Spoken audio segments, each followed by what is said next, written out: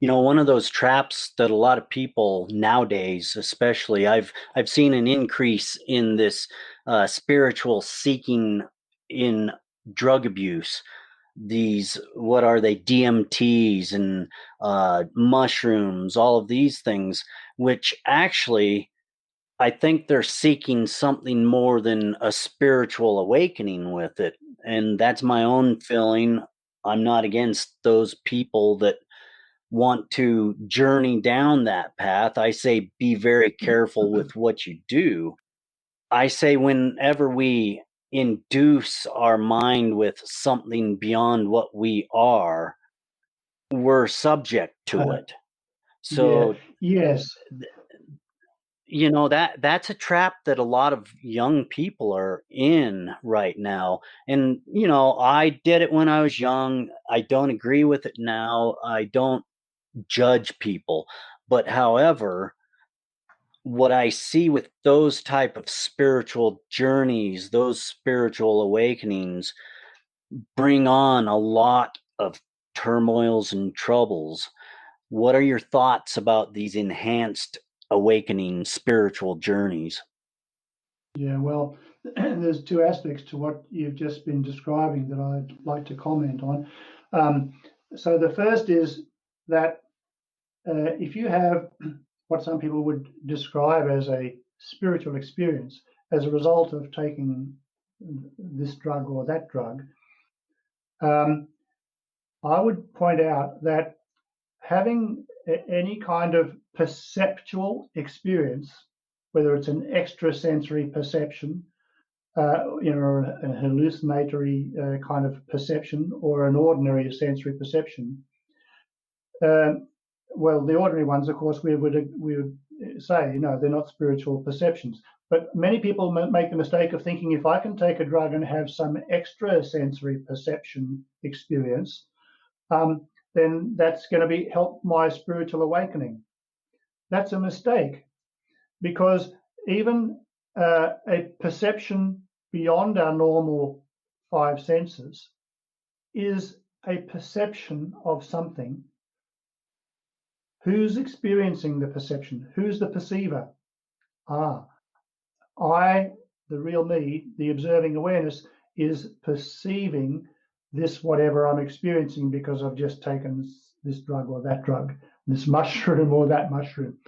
So it still doesn't give you the awakening of the essence of who you are because you are still the unidentified observer of what you're perceiving as a result of taking that drug. The perception is not spirituality. You, the perceiver, are the spiritual essence of you and all life. So these drugs are a trick. They're a trap.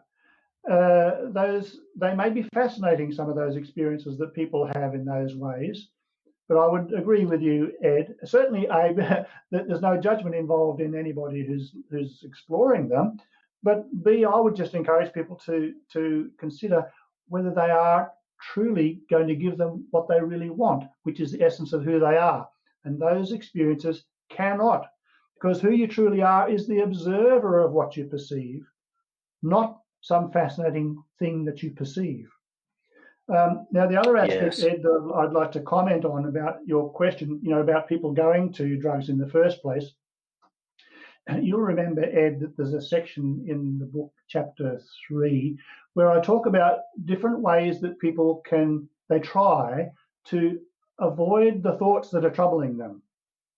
So I'd like to just briefly touch on those. I don't want the listeners to feel like these are adequate explanations of these, but I do want to touch on them because it's so helpful, I think, potentially to many of your listeners.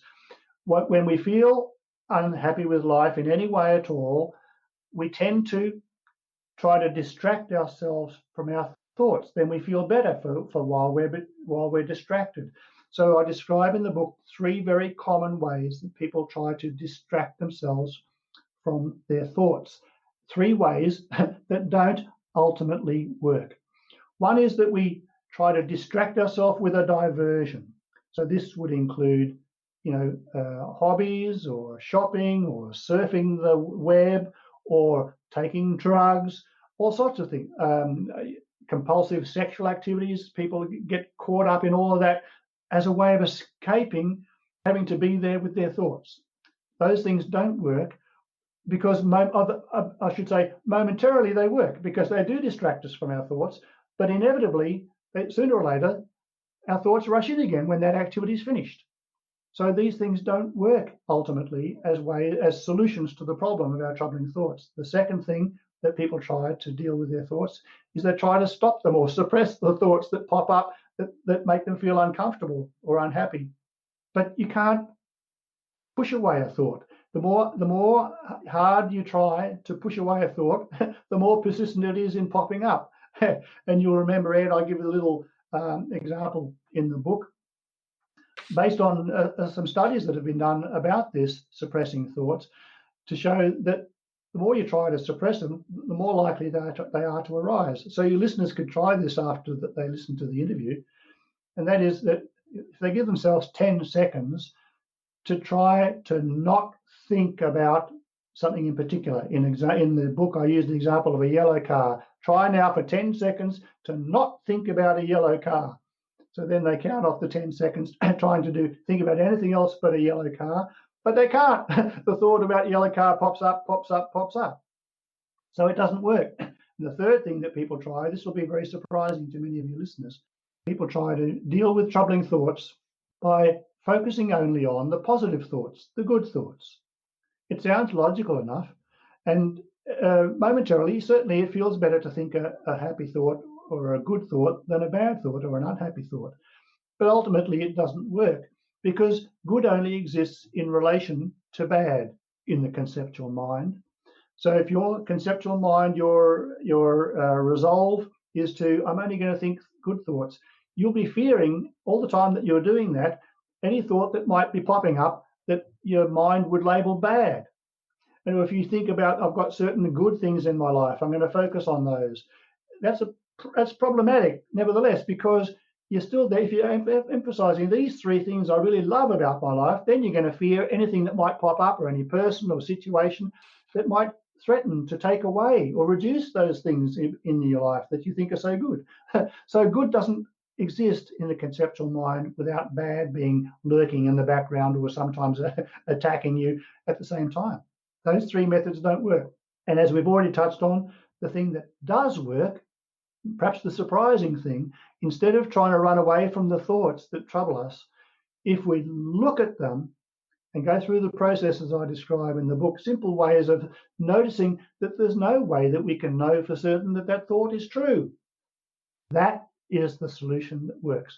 That results in our disidentifying from our thoughts, realizing that they're not true and they're not who I am, and what's left is the awareness that we truly are, the formless presence that we truly are, wakes up out of questioning the thoughts that we mistakenly believed to be true and to be us. Very interesting.